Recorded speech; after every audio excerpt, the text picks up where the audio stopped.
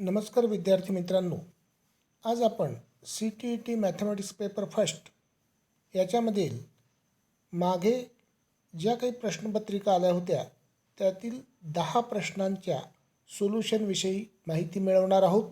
मी प्राध्यापक जोशी MR, श्री शारदा भवन शिक्षण संस्थेचे अध्यापक महाविद्यालय नांदेड येथे असिस्टंट प्रोफेसर ह्या पदावर सध्या कार्यरत आहे. या पेपरचा जो सिलेबस आहे त्या पेपरच्या सिलेबसमध्ये त्या ठिकाणी मॅथमॅटिक्स या विषयावर 30 प्रश्न विचारले जातात. त्याच्यामध्ये 15 प्रश्न हे कंटेंटवर असतात आणि 15 प्रश्न हे अध्यापनशास्त्रीय समस्येवर असतात. याच्या संदर्भातला जो सिलेबस तुम्हाला पाहायचा असेल तर ह्यासाठी मी एक वेगळा व्हिडिओ ह्या आधी टाकलेला आहे, तो तुम्ही त्या ठिकाणी पाहावा. आता हे जे 10 प्रश्न आहेत ते 10 प्रश्न कोणते ते आपण पाहूया. आता तुम्हाला माहिती की या परीक्षेचं माध्यम हे हिंदी किंवा इंग्लिश हे असतं, म्हणून हिंदी माध्यमातले गणितावरचे प्रश्न मागच्या प्रश्नपत्रिकेतले मी निवडलेले आहेत. ते 10 प्रश्न निवडून त्याचं सोल्युशन मराठीमध्ये देण्याचा प्रयत्न मी या ठिकाणी केलेला आहे. पहिला प्रश्न या ठिकाणी आहे, एक बाग के वृक्षों में नीम के वृक्षों की संख्या 1/6 भाग है. आधे वृक्ष अशोक के हैं और शेष यूकेलिप्टस के हैं. यदि नीम के वृक्षों की संख्या 5 है तो बाग में यूकेलिप्टस के कितने वृक्ष हैं? पर्याय 5, 10, 15, 20. आता या ठिकाणी हा प्रश्न जो आहे या प्रश्नाला आपल्याला सोडवताना त्या ठिकाणी समीकरणाची मांडणी करावी लागते. मी इथे या ठिकाणी समीकरण मांडलेलं आहे. समजा एकूण झाडांची संख्या x, तर निंबाच्या झाडांची संख्या 1/6x, 1/6 म्हणजे 1/6x. पण निंबाच्या झाडांची संख्या आपल्याला दिलेली आहे 5, म्हणून 1/6x बरोबर 5. आता हे जे 6 आहेत हे इकडच्या बाजूला गेले तर 5 × 6 म्हणजे x बरोबर किती आलं? 30. पण आता तुम्हाला माहिती आहे की अर्धी झाडं ही अशोकाची असं त्या ठिकाणी म्हटलं, तर 30च्या अर्धे किती होतात? 15. म्हणजे अशोकाची झाडं 15 आहेत, निंबाची झाडं 5 आहेत. आता युकेलिप्टसची झाडं आपल्याला काढायची आहेत. आपल्याला एकूण झाडं माहीत आहेत.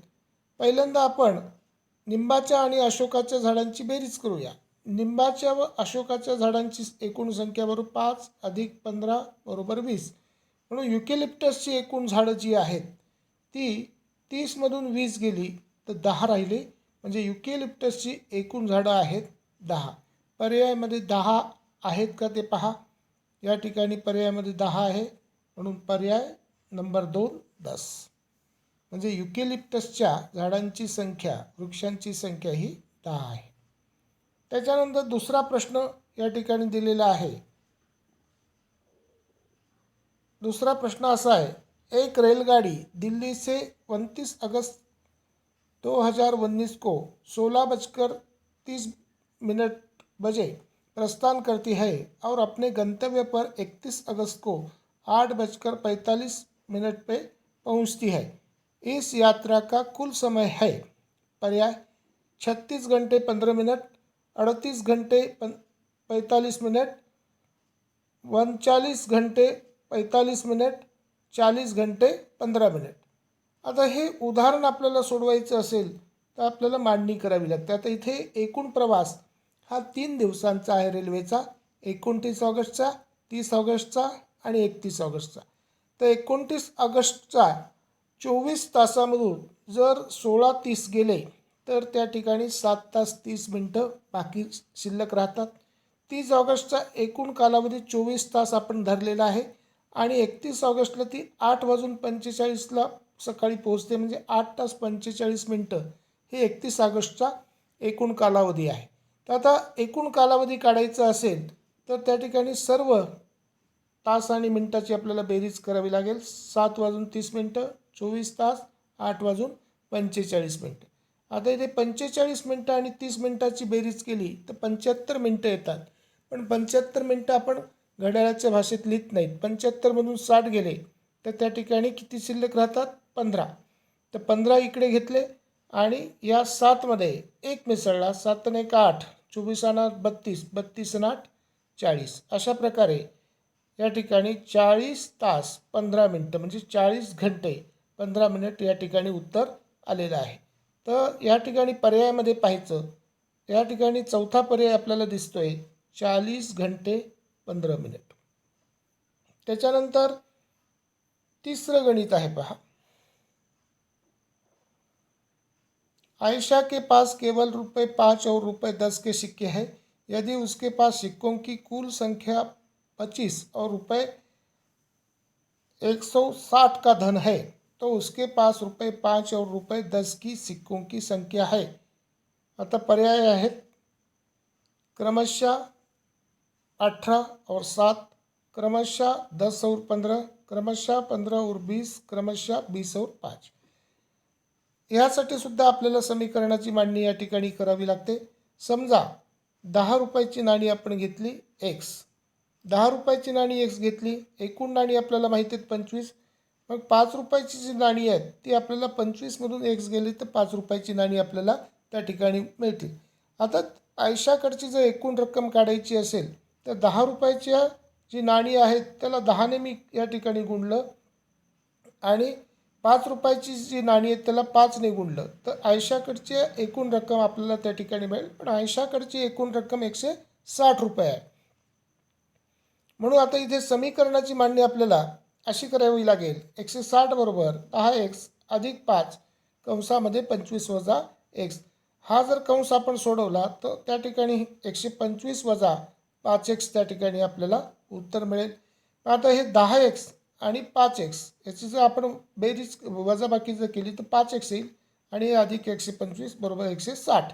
आता हे 125 जे आहेत हे इकडच्या बाजूला जातील म्हणजे 160 वजा 125, 5x बरोबर 160 वजा 25, 5x बरोबर 35.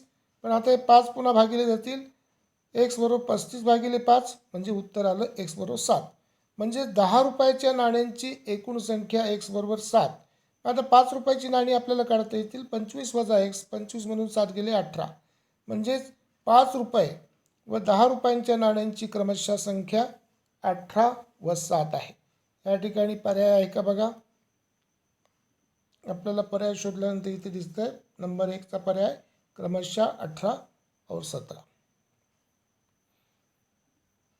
त्याच्यानंतर चौथा प्रश्न आहे, हा पदावलीवरचा आहे. मान ज्ञात कीजिए. 17.5 गुना 3 वजा 21 और उसके डिवाइड 7 वजा 3 गुना 12.5. हा बॉडमॅसवरचा प्रश्न आहे. आता इथे पर्याय दिलेले आहेत. पहिला 52.5, 12, 120, 50. आता हे उदाहरण कंचे भागू बेव बॉडमॅसचं आहे. आता याच्यामध्ये कंस नाही आहे, कंसाच्या संदर्भातला गुणाकार नाही आहे, 2 क्रिया तर याच्यामध्ये नाही आहेत. आता तिसरी क्रिया कंचे भागू बेवमध्ये भा येते म्हणजे भागाकार. या ठिकाणी भागाकार जर पाहिला तर इथेच दिलेला आहे. मग हा जो भागाकार आहे पहिल्यांदा करून घेऊ. 7ने 21ला भाग दिला तर उत्तर आलं 3. आता तुम्हाला दिसतं याच्यामध्ये 3 इथेही कॉमन आहे, 3 इथेही कॉमन आहे, 3 इथेही कॉमन आहे. 3 कॉमन त्या ठिकाणी काढलं, 3 सामायिक काढले. काढल्यानंतर 3 जर इथे काढले तर 17.5 गुणिले 1 वजा 1 वजा 1 गुणिले 12.5. याचा जर गुणाकार केला तर 12.5. आता -12.5 आणि -1 म्हणजे -13.5. आता 17.5चा जर 1चा गुणाकार केला 17.5 आणि हे 12.5 आणि 1 13.5, 3 बाहेर राहिले कंसात. आता अगोदर कंस सोडवायचा. 17.5 म्हणून 13.5 गेले 4, 3 गुणिले 4 म्हणजेच उत्तर आलं 12. म्हणजेच या पदावलीचं उत्तर 12 आहे. त्या ठिकाणी 12. त्याच्यानंतर पुढचा प्रश्न आहे. पुढचा प्रश्न काय?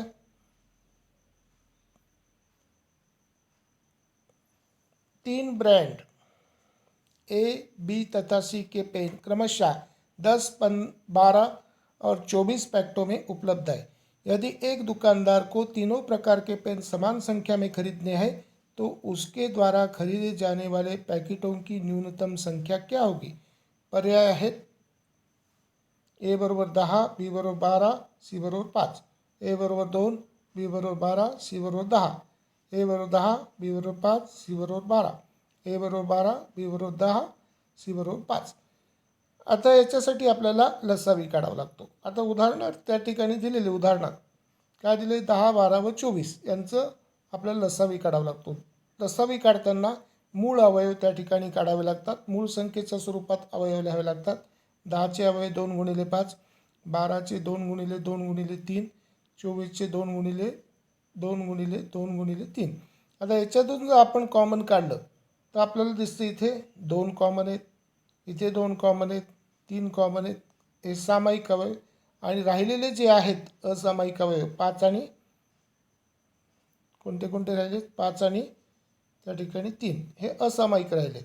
हे असामायिक अवयव आपलं 5 आणि 3 नाही, 5 आणि 2 असामायिक राहिले. ते असामायिक अवयव इथे लिहिलेले आणि सामायिक अवयव इथे लिहिलेले. 2 गुणिले 2 गुणिले 3 गुणिले 2 गुणिले 5 याचा जर गुणाकार केला 2 दोन्ही 4, 4 त्रिकम 12, 12 दोन्ही 24, 24 पाचा 120. लसावी किती आला? 120. आता हे लसावी आल्यानंतर आता ए ब्रँडचे आपल्याला किती पाकिटं घ्यावी लागतील? तर आता त्याच्यामध्ये 10 पेना असायच्या एका पाकिटात. म्हणजे 10ने जर आपल्याला 120ला भागितलं तर त्या ठिकाणी किती येतं? उत्तर 12. म्हणजे 12 पाकिटं त्या ठिकाणी घ्यावी लागतील. त्याच्यानंतर दुसरं जे बी ब्रँडचे त्याच्यामध्ये 120 पेनाची आपल्याला किती पाकिटं घ्यावी लागतील?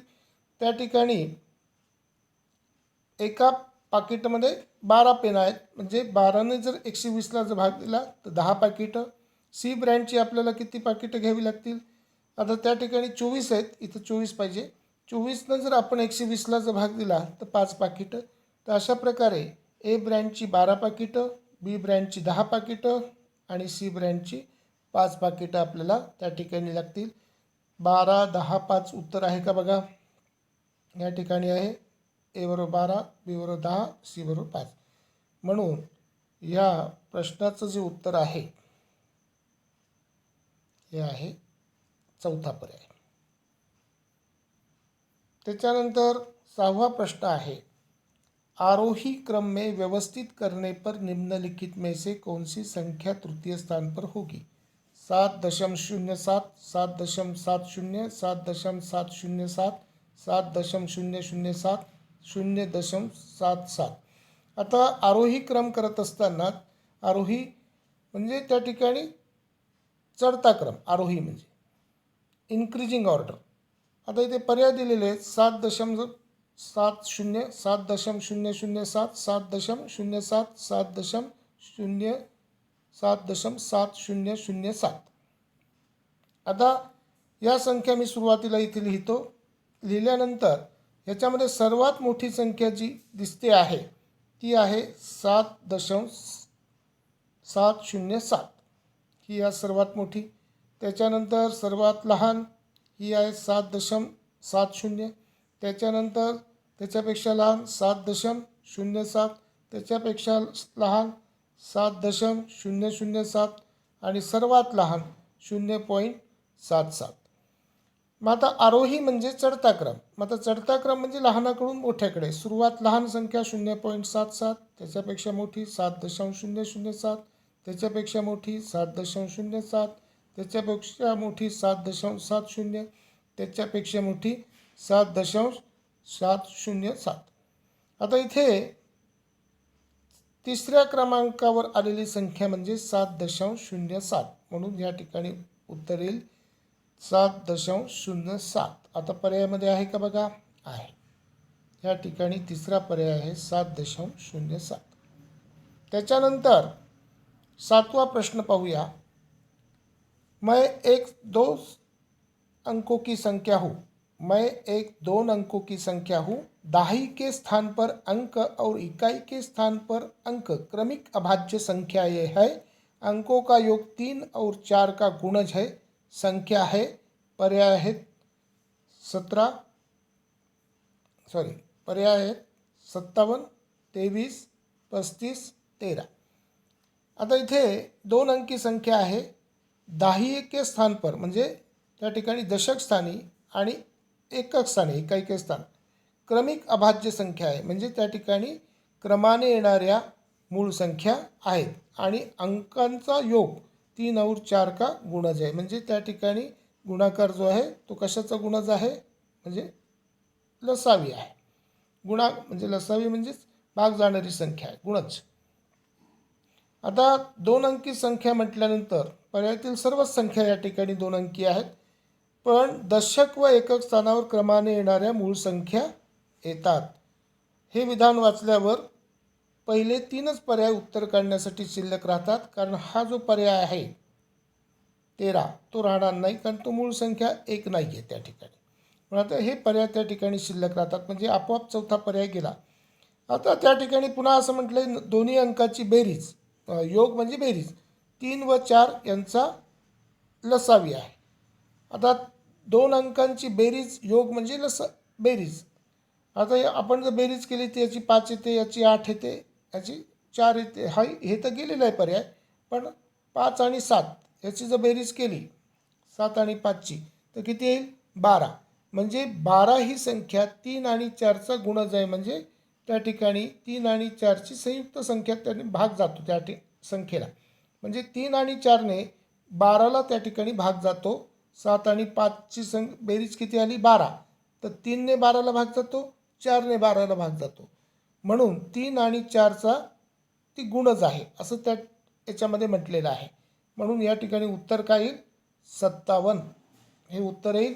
म्हणून पर्याय क्रमांक 1 हे या प्रश्नाचं उत्तर आहे. पर्याय क्रमांक 1. त्याच्यानंतर 8वां प्रश्न, एक 5 अंकों की संख्या में दाहिए के स्थान का अंक 8, इकाई के स्थान का अंक, दाहिए के स्थान के अंक का 1/4, हजार के स्थान का अंक 0, 100वें स्थान का अंक इकाई के स्थान का दुगुना और 10,000 के स्थान का अंक इकाई के स्थान का तिगुना है. संख्या क्या है?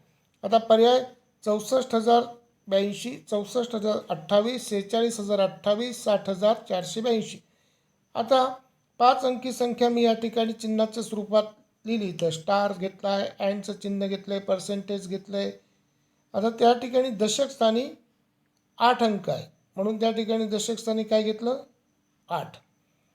एकक स्थानचा अंक दशक स्थानच्या अंकाचे 1/4, म्हणजे 1/4 8चा 1/4 2, कारण 4ने जर 8ला भाग दिला तर 2 येईल. सहस्र किंवा हजार स्थानचा अंक 0, म्हणून या ठिकाणी 0 लिहिला. त्याच्यानंतर शतक स्थानचा अंक एकक स्थानच्या अंकाचे दुप्पट, म्हणजे या ठिकाणी 2च्या दुप्पट 4, म्हणजे हे येईल. आणि दशसहस्र किंवा 10,000च्या स्थानचा अंक एकक स्थानच्या अंकाचे तिप्पट. आता एकक स्थानच्या अंकाचं तिप्पट म्हणजे 2च्या तिप्पट 6, म्हणजे ती येईल संख्या 60,482. आता हा पर्याय त्याच्यामध्ये आहे का बघा, आहे, म्हणून 60,482 हे उत्तर येईल. त्याच्यानंतर 9वा प्रश्न आहे, वह संख्या जो 1 से 10 दोनों सम्मिलित तक सभी संख्याओं से विभाज्य होगी निम्न है 10, 100, 604, 2520. आता या ठिकाणी 1 ते 10 आणि त्याच्यामधल्या सगळ्या सम्मिलित संख्या म्हणजे 2 ते 9 पर्यंतच्या, म्हणजे 1 पासून 10 पर्यंतच्या सगळ्या संख्यांनी भाग जाणारी संख्या कोणती. आता इथे विभाज्यतेच्या कसोट्या माहीत पाहिजेत. 3ने जर भाग जायचा असेल तर 3ने भाग जाण्यासाठी आपल्याला बेरीज करून पाहावी लागेल. याला जात नाही 3ने भाग, यालाही जात नाही, यालाही जात नाही. 3ने याला जातो का 5 आणि 2 7 आणि 2 9, 3ने भाग जातो. 4नेही जातो, कारण 4ने शेवटच्या संख्येला भाग जात असेल तर 4ने भाग जातो. शेवटच्या 520ला 8ने भाग जातो, म्हणजे त्या ठिकाणी 8ने जातो. 9ने जातो, कारण 9ची कसोटी की त्यांची बेरीज 9 पाहिजे. 5 आणि 2 7 आणि 2 9 0 9, जे याला 9ने जातो. 7ने भाग जातो का बघा, 7 त्रिक 21, 4 उरले, 7 सकम 4, 7 0 0. आता 2ने आणि 3ने भाग जात असेल तर 6ने भाग जातो, म्हणजे सगळ्याच संख्याने त्या ठिकाणी 1 पासून 10 पर्यंतच्या सर्व संख्यांनी या संख्येला भाग जातो. म्हणून या ठिकाणी उत्तर जे आहे, आता इथे दिलेलं आहे पहा, कसोट्या ह्या भाग जाणारी संख्या असली पाहिजे. 3 व 6 व 9ची कसोटी लागू होणारी एकच संख्या आहे, ते 2520. बाकीच्या संख्येने सुद्धा ह्या 2520ला भाग जातो, म्हणून 2520 हे या प्रश्नाचं उत्तर आहे. म्हणून 25/20 त्याला आपण राईट करूया. आता 10वा प्रश्न शेवटचा आहे. एक 180 सेंटीमीटर लंबी तार को एक आयत का रूप दिया गया. यदि आयत की चौड़ाई 30 सेंटीमीटर है तो इसकी लंबाई क्या है? पर्याय आहेत 45 सेंटीमीटर, 60 सेंटीमीटर, 90 सेंटीमीटर, 120 सेंटीमीटर. आता आयताची परिमितीबरोबर तुम्हाला सूत्र माहिती आहे. काय सूत्र आहे? आयताची परिमितीबरोबर 2 गुणिले कंसामध्ये लांबी अधिक रुंदी. आता परिमिती इथं दिलेली आहे, म्हणजे 180 सेंटीमीटर लांबीची तार म्हणजे परिमिती, आणि रुंदी दिलेली आहे 30. मी आता काय घेतलं, इथे सूत्र मांडलं, 180 आणि रुंदीच्या ठिकाणी 30 ठेवलं आणि हे उदाहरण सोडवलं. तर उदाहरण सोडवल्यानंतर मला 2 गुणिले लांबी अधिक 60, 2 ने 30ला गुणल्यावर 60. आता हे 60 इकडे आणले, 180 वजा 60 म्हणजे 2 गुणिले लांबी बरोबर 120, म्हणजेच लांबी बरोबर 120 भागिले 2 म्हणजे किती आली लांबी? 60 सेंटीमीटर. तर 60 सेंटीमीटर या ठिकाणी आहे का बघा, या ठिकाणी आहे. तर अशा प्रकारे आज आपण CTETच्या परीक्षेमधील जे काही मागच्या प्रश्नपत्रिकेतले प्रश्न आले होते त्यांच्या सोल्युशन विषयी माहिती घेतली. सोल्युशन्स कसे तयार करतात याविषयी माहिती घेतली. धन्यवाद. परीक्षेसाठी शुभेच्छा.